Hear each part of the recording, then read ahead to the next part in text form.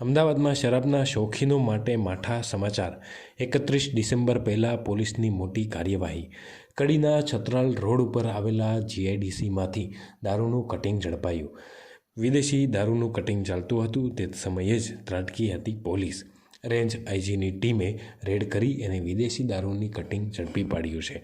વિદેશી દારૂની આશરે 9,000 જેટલી બોટલો ઝડપાઈ છે।